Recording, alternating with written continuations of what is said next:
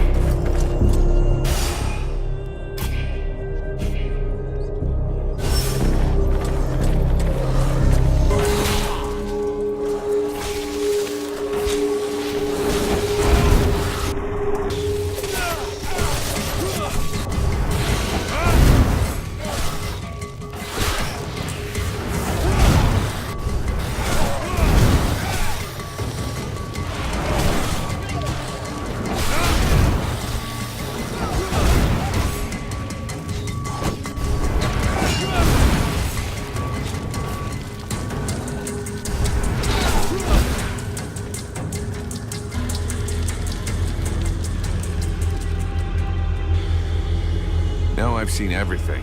The Deadwalkers kicking each other's asses. I beg your pardon? What? This one talks. What the hell are you, a lich? A zombie scribe? We've only known one another a few seconds, and already you insult me. Charming, I must say. If you aren't one of them, then what are you? I am an immortal superior spirit. And you? So you're an Ice Lord. I thought you'd be taller or something. I have absolutely no involvement with that bunch of cheapskate conjurers, and I would never humiliate myself by working for them, since that's what you seem to be suggesting. Yeah? Rotting flesh, sticking out bones? You sure as hell look like a damn Deadwalker to me. Tut tut. Did no one ever tell you not to judge a book by its cover? It's true that you're young, but use your wits.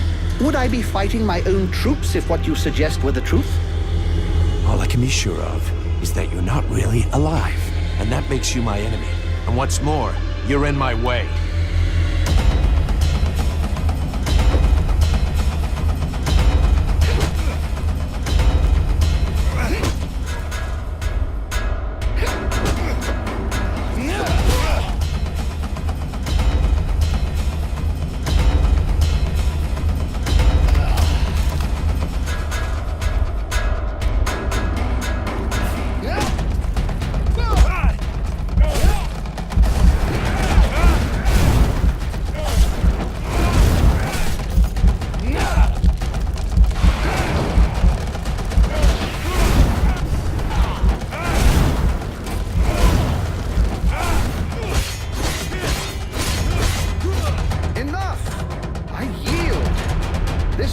Body will not survive more punishment.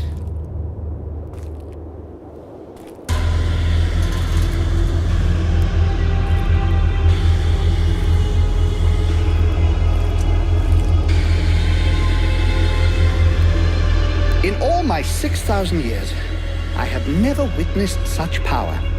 You seem to be as unique a being as I am. What is the source of your power? What are you?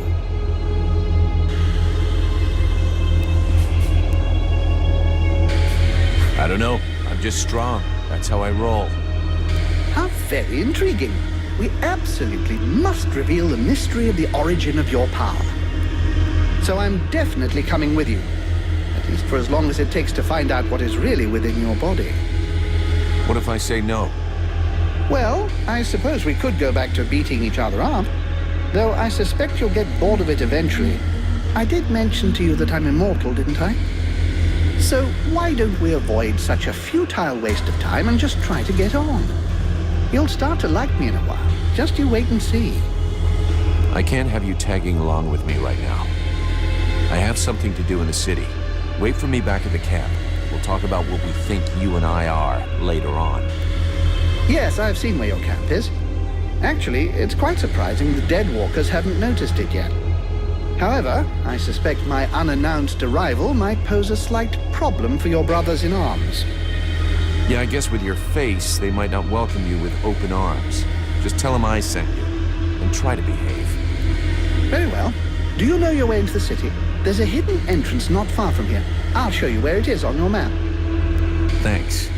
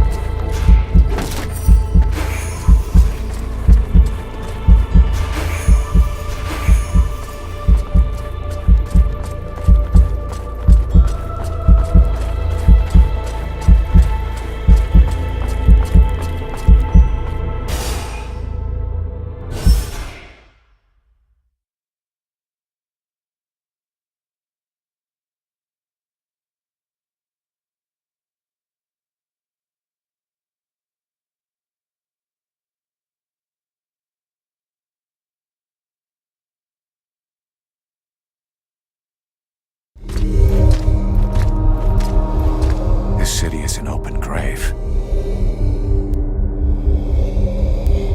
What have they done to my city? A curse upon them all!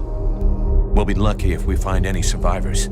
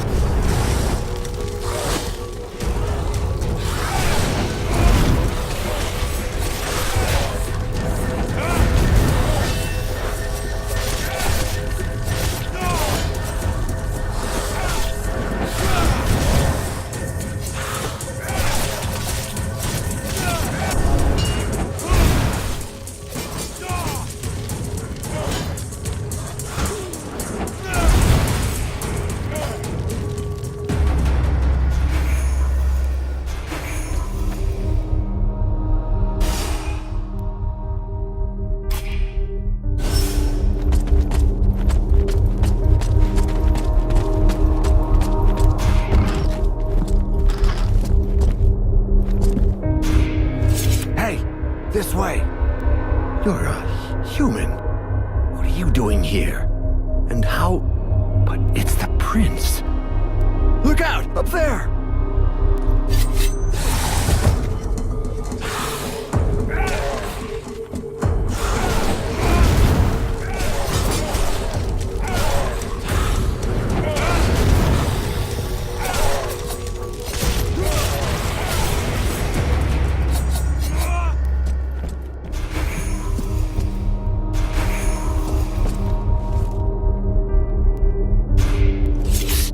We need help! You there! Help us! Shh! Keep it down. There are still patrols around. We're looking for the king. Where is he? He's dead. You can't stay here, Prince. The city's not safe. Get us out of here, please! They might send us to their camps at any time.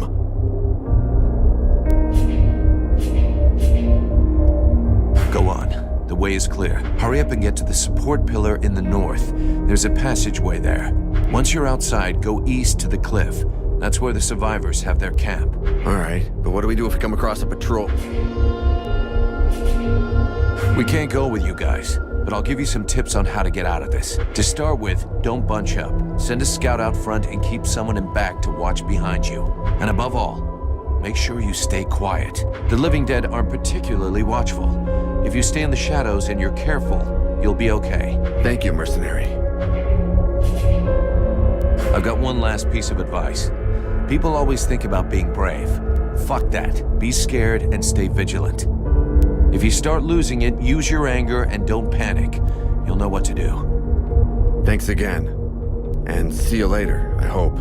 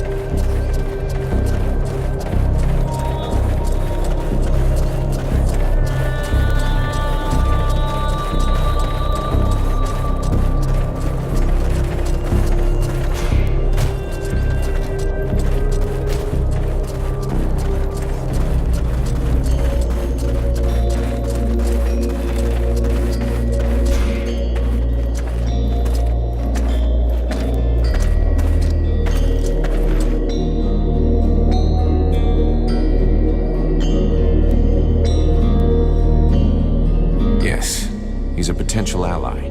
Don't sweat it.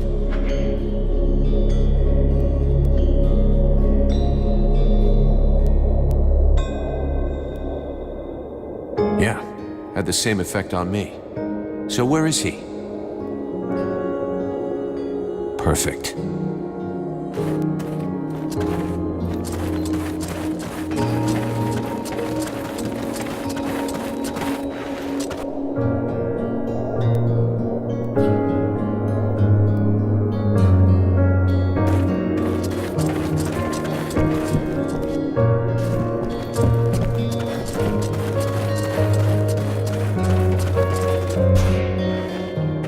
Sybil, can I talk to you? Yes? I'd like to ask you a few questions. What do you want to know? I've been thinking about the books in the library. I found a building that must be the library you were talking about. I think we should go there together. Shall we go? It would be my pleasure.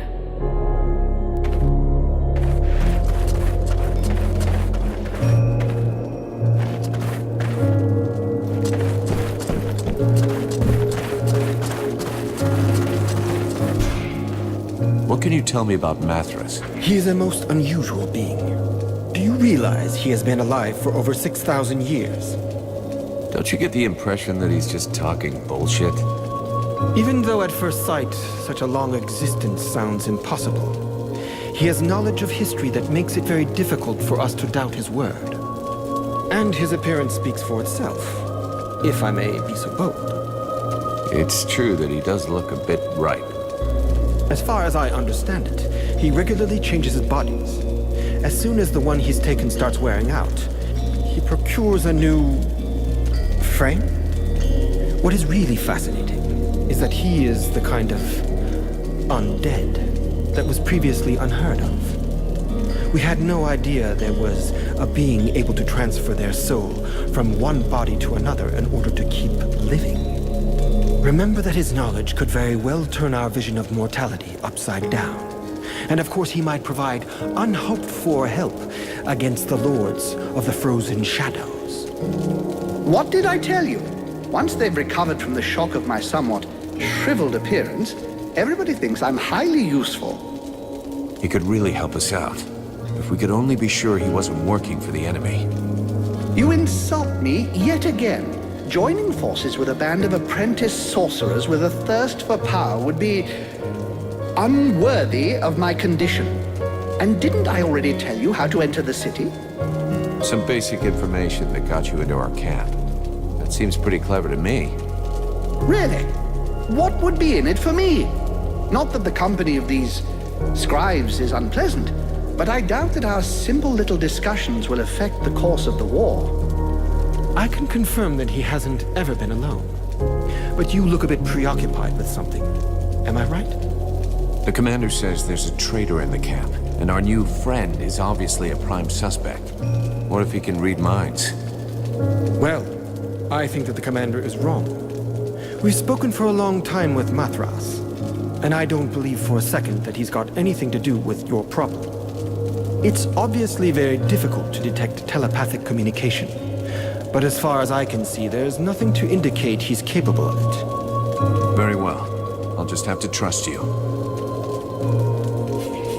Let's talk about something else. Do you have a moment? I wanted to ask you...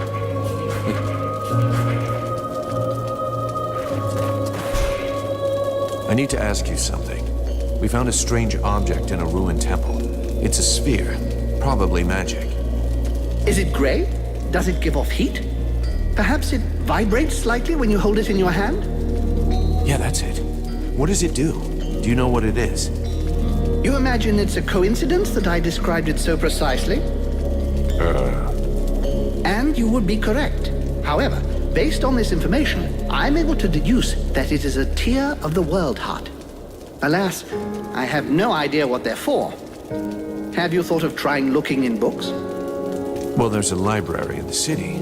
I suppose I could... Excellent notion. Look for a book about relics. The book called Living Lava is reputed to contain a great many rare facts about these sort of objects. If you plan to use the tear for something other than a paperweight, I suggest that you find that book and study it. Who are you exactly? I am Mathras, immortal and unique. Right. So why aren't you out there hanging out with your Deadwalker friends? First of all, I don't have any pals. I'm a little too old for that. Secondly, I find your implication that I am associated with them most unpleasant. I have nothing in common with those dead things. I've been around for over 6,000 years, and I'm still very much alive, thank you. I admit this body is looking a little worn. 6,000 years old. Hey, you don't look a day over 250. You flatterer. I did, however, lose a toe this morning. Nonetheless, these dead walkers are simply corpses as they're animated by magic. Whereas I am an immortal spirit who changes bodies when they wear out. There's absolutely no similarity. That's not so dumb. It's what allows you to go on having an effect on the world, I guess. Exactly. I give these bodies extra life that they would not have had if they'd stayed dead. Though, of course, these days, it's unlikely they would stay dead for very long. I want to ask you a couple of questions. Why did you come to Carolthas? Why not? There's one thing you should know about eternity. It can be rather dull. So I do my very best to be in the right place at the right time. The place where it's the most fun. Fun? You think this is fun? Well, distracting then, if you prefer. What do you expect? I'm just so bored. The End of the World is a show I wouldn't want to miss. What do you know about the Deadwalkers? Apart from the fact that they're an incongruous mass of corpses with appalling bad taste that are animated through the use of magic, nothing. I can tell you that the power necessary for their creation and to keep them working is far beyond the magical abilities of any of your contemporaries. And since it's obvious they are incapable of any decision-making or strategy, they are clearly being controlled from a distance. All of which suggests the Ice Lords who are controlling these things are rather powerful. Something, I grant you, quite difficult to believe when one saw them start out at the same pitiful level of incompetence as their brothers, the Red Scribes. In 6,000 years, have you ever seen a situation as desperate as this one? Honestly? Well, no. You are, as you might put it, fucked. Or at least the mortals seem to be. But you carry something within you that may modify things somewhat. And it is this seemingly insignificant detail, this flap of a butterfly's wing, which may eventually change the apparently manifest destiny of the world as you know it. This demon, as you call it, has never before walked the earth. Neither he, neither it, nor any other of its kind. If they had, I would know of it, believe me. Consequently, and in spite of the evident futility of such a sentiment, there may be grounds for you to feel a slight glimmer of hope. That is, of course, if it is your desire to avert disaster. Well, that's comforting.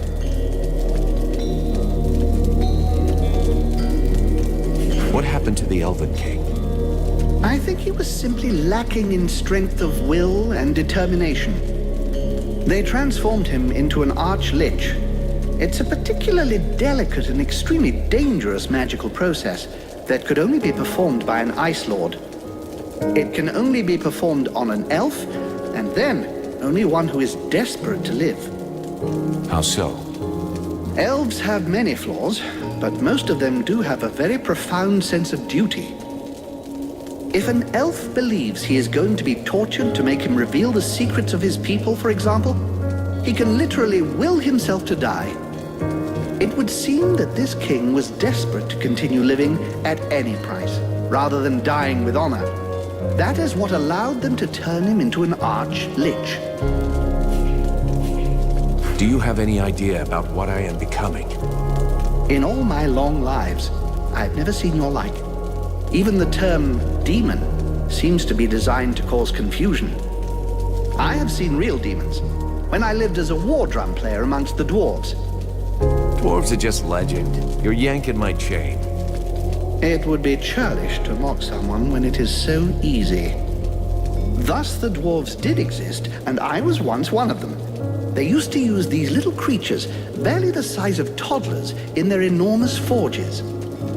They were little red creatures with tiny horns and a wicked air about them. You see, they were able to survive in the flames. The dwarves called them demons. You look a little like one of them, only much bigger. And you have an even more pronounced affinity with fire. I'm reserving judgment about the wicked attitude. I believe this affinity with flames is no coincidence. You are clearly a response, a weapon, and your purpose is to face the Ice Lords. It is entirely possible that you are the fruit of an attempt to rebalance the forces of nature. Alas, I have no idea which entity is behind all of this. Talk to you later.